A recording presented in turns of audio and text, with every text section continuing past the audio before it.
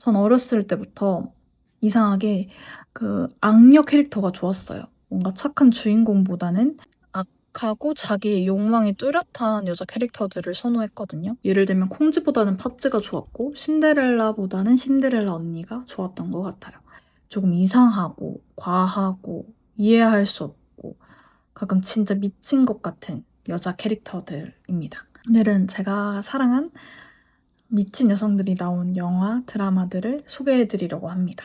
첫 번째는 제가 좋아하는 미아 고스가 나오는 펄이라는 영화입니다. 캐릭터를 한마디로 설명하자면 꿈이 너무 커서 결국 그 꿈에 삼켜진 여자, 그리고 미쳐버린 여자라고 말을 하고 싶어요. 간략한 줄거리는 그냥 미국의 작은 시골 농장에서 몸이 불편한 아버지를 모시면서 어머니와 함께 농장 일을 하고 있던 펄이 주인공인데요. 하지만 그런 시골 소녀한테도 꿈이 있었으니 무용단에서 댄서가 되는 것이 꿈이었는데요. 시대적 상황에도 장애물이 있었고 결혼을 한 상태고 전쟁에 간 남편을 기다리고 있고 또 몸이 불편한 가족도 있고 여러 가지 여건들이 안 되는 상태였어요. 하지만 그럴수록 이제 너무 꿈이 점점 커져 버리는 거에 비해서 현실은 변하지 않고 오히려 더 안 좋아지게 됐거든요. 캐릭터의 특징을 말씀드리면 좀 인정 욕구가 높고 자신이 언젠가는 특별한 사람, 유명한 사람이 될 거라는 그런 막연한 환상을 가지고 있어요.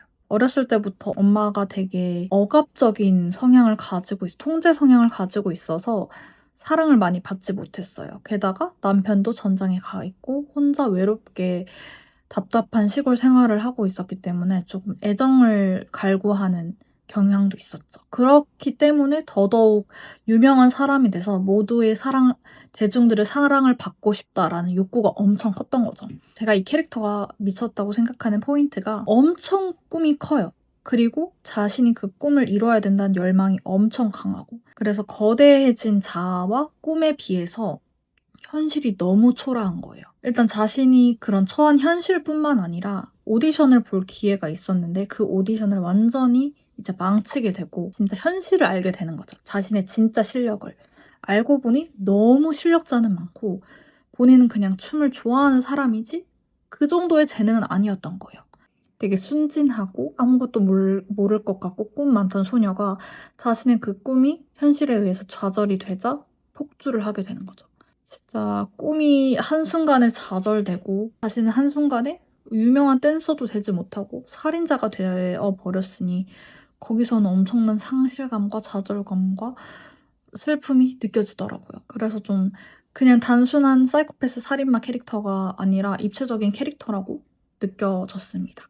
그리고 두 번째는 차체왕 페그.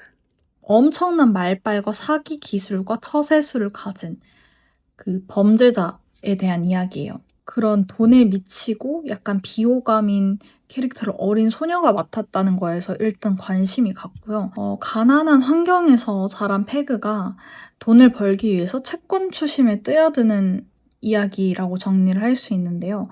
이제 제가 생각한 이 캐릭터의 미친 포인트는 보통 여성 캐릭터가 돈과 성공을 대놓고 막 원하면 좀 탐욕스럽게 그려지잖아요. 근데 페그는 그 탐욕 자체가 추진력이 되고 동기가 되고 그리고 너무 지능 캐릭터이기 때문에 또 어떤 식으로 이 상황을 타개할까 그거를 지켜보는 재미가 있어요. 그게 되게 일반적이지 않고 과감하고 진짜 미친 것 같거든요. 그래서 성공하기 위해서는 선도 아슬아슬하게 넘어가는 그런 조마조마한 여자 캐릭터라고 생각을 해요. 결국은 이 채권 추심업에서 완전 다 남초인 집단에서 이 작은 체구의 여성이 타고난 말빨과 행동력으로 업계 1위를 차지를 하게 돼요. 그때 되게 엄청난 통쾌감과 쾌감이 느껴지더라고요. 이 영화가 좋았던 점이 이렇게 가끔은 나도 내가 가진 욕망을 대놓고 드러내고 악을 쓰면서 악착같이 살고 싶다라는 생각이 들거든요. 뭔가 보면서 저렇게까지 살아야 되나 싶다가도 저런 뻔뻔함과 과감함을 가지고 싶다는 생각이 들어요. 3번은 해시태그 시그니. 한마디로 말하면 진짜 SNS 관종인 거죠. 지루한 그냥 평범한 일상을 살던 시그네가 남자친구가 이제 좀 예술가로서 주목받기 시작하면서 자기는 이제 소외를 당하고 관심이 멀어지는 게 느껴지니까 결국 남자친구를 포함해서 모든 사람들의 관심을 돌리기 위해서 극단적인 선택을 점점 한다는 내용이거든요. 그래서 멀쩡하던 사람이 갑자기 이렇게 붕대를 칭칭 감고 병원 신세를 지게 되는 이야기예요. 그러니까 관심을 위해서 본인의 몸까지 망치는 그런 진짜 광기의 끝인 캐릭터라고 생각을 하거든요. 이 약을 먹으면서 뭔가 피부병이 걸리고 그 피부병에 걸린 걸 SNS에 공유를 하기 시작하면서 사람들의 관심을 점점 받고 그러다 보니까 자신의 몸을 망치게 되는 이야기인데요. 시그널의 미친 포인트는 와 진짜 저렇게까지 한다고 극한을 좀 보여주는 캐릭터라고 생각해요. 특히 요즘 진짜 모든 것이 컨텐츠가 된 세상에서 모두가 크리에이터가 되고 모두가 인플루언서가 되고 싶어하고 보는 사람이 있는 게 좋잖아요. 컨텐츠를 만드는 입장에서는. 그러다 보니까 그 관심을 갖기 위해서 자신을 버리면서까지 하나의 쇼를 보여주는 거죠. 시그널을 보면 진짜 그 되게 불편한 감정을 느낄 수밖에 없게 돼요. SNS 인정 욕구를 조금이라도 가지고 있다면. 그리고 이 주인공은 되게 자기애도 강하면서 또 자기 연민도 강한 사람이에요. 어떻게 보면은 미친 사람이기도 하면서 미친 사람이기 이전에 아픈 사람이죠. 관종의 머릿속을 좀 적나라하게 본 기분이랄까요? 네 번째는 더 페이버릿 여왕의 여자. 되게 흥미로운 여자 캐릭터들이 3명이나 나오는 영화죠.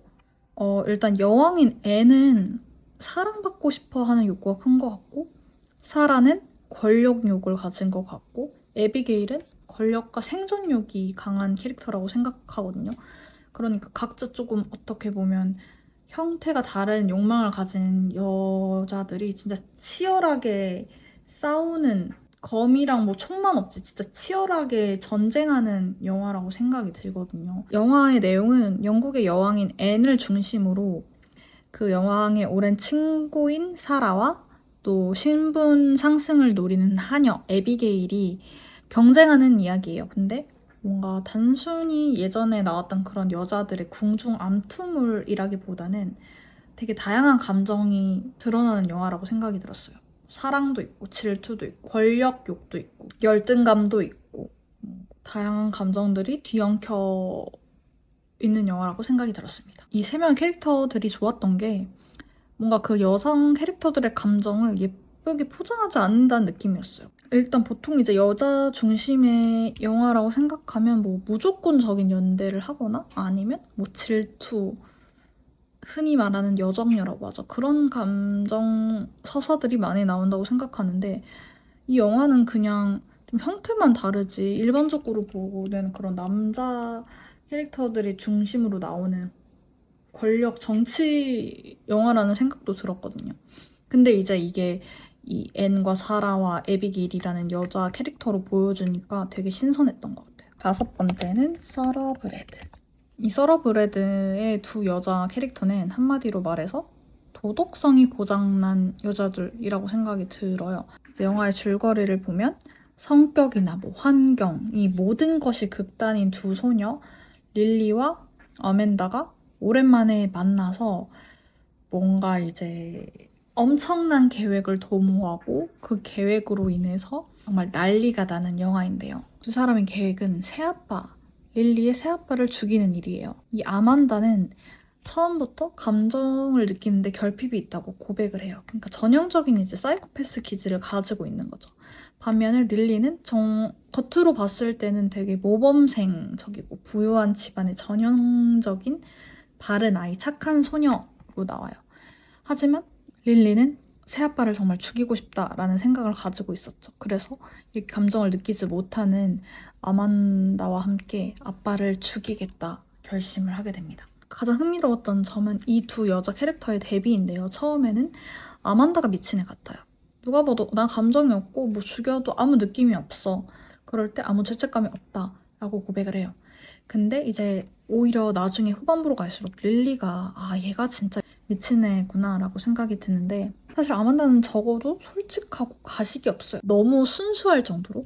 하지만 얘는 정말 전략적이고 원하는 걸 얻기 위해서 타인을 조종하고 자신을 숨기는 거에 매우 능숙한 거죠. 그래서 나중에는 결국 아만다의 그 비도덕성을 이용해서 본인이 원하는 것을 얻게 되는, 그러니까 한마디로 말해서 미친 소녀 위에 또 더 미친 소녀가 있어서 결국 그 소녀를 이겨버리는 얘기라고 볼 수 있는 것 같아요. 6번째는 더 그레이트입니다. 일단 여기 나오는 캐릭터들이 다 미쳐 있어요. 그래서 처음에는 캐서린이라는 이 여자 주인공이 가장 안 미친 것 같이 느껴지는데 가면 갈수록 어쩌면 진정한 도른자의 캐릭터는 이 아이가 아닐까라는 생각이 들게 만듭니다. 한마디로 말하자면 저는 미친 인간들 사이에서 살아남다 보니까 본인도 점점 미쳐버리는 여자라고 생각이 들어요. 일단 몰락한 오스트리아 귀족의 딸인 캐서린이 러시아 황제와 결혼을 하면서 러시아로 이주를 하게 되는데요. 그러면서 벌어지는 그런 좌충우돌, 캐서린의 적응기라는 생각이 듭니다. 캐서린은 진짜 처음에는 정말 꿈 많고 되게 낭만주의적인 어린 소녀였어요. 러시아에 대한 막연한 환상, 남편에 대한 막연한 환상을 가지고 떠났지만 정말 되게 야만적인 그런 러시아의 상황과 사람들의 인식에 충격을 받게 되는 거죠. 그래서 결국은 나중에는 자신이 권력을 잡고 남편을 몰아내려고 쿠데타까지 일으키게 되는 그런 성장기입니다. 그래서 저는 이 드라마가 캐서린의 광기 성장 서사라는 생각이 들었어요. 보통 사람이면 진짜 질색하고 도망가거나 아니면 그냥 순응하고 살거나 할 것 같은데 캐서린은 진짜 이 미친 피터에게 당당히 맞서요. 내가 러시아를 일으켜야겠다. 내가 황제가 돼야겠다 하면서 쿠데타를 일으키고 이 피터를 몰아내려고 하거든요. 근데 최근 시즌 봤더니 또 잘 살더라고요, 둘이.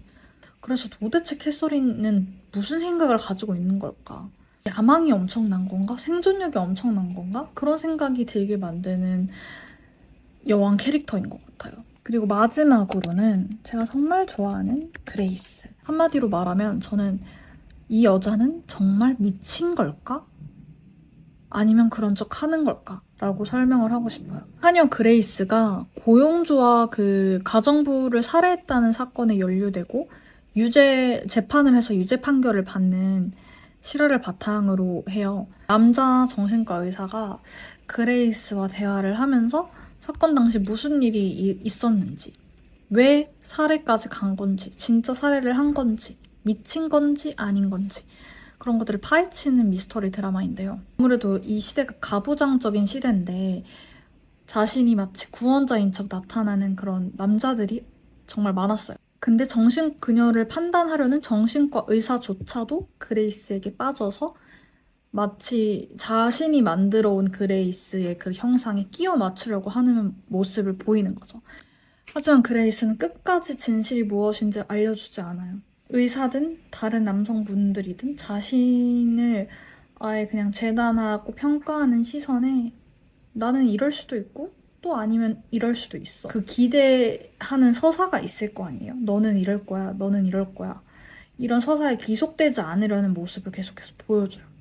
그러니까 무엇이 진실인지 중요하게 생각하지 않고 그레이스를 평가하려는 사람들에게 정말 엿을 먹이는 모습을 보여주거든요. 그게 되게 정말 통쾌했고 그게 진정한 조용한 광기 아닐까라는 생각이 들었어요. 마무리하자면 어쨌든 미친 여자 캐릭터라고 소개를 했지만 자신의 그런 욕망과 자신의 이야기를 충실하게 사는 여자 캐릭터라고 생각이 들어요. 근데 그게 남들의 눈에 봤을 때는 과하다, 미쳤다, 비호감이다. 여성 캐릭터가 꼭 호감이거나 뭔가 올바르거나 착하거나 멋있거나 뭐 그래야만 할까라는 생각이 들었어요. 그래서 제가 왜 이런 여자 캐릭터들을 좋아하는 건가 생각을 했을 때 적당하지 않아서인 것 같아요. 현실에서는 뭔가 정상의 그런 범위라든지 뭐 이래야 돼, 여자는 이래야 돼, 저래야 돼 라는 여러 가지 편견과 규범들이 있잖아요. 이제 이 캐릭터들은 그런 것들을 조금 다른 방향으로 다 벗어나 있는 거죠. 가끔 저희도 미친 척하고 살고 싶을 때가 있잖아요. 저는 그렇거든요. 이 영화 드라마 속 캐릭터들을 보면서 간접적으로나마 잠깐이나마 해방감을 느끼지 않았나라는 생각이 들었어요.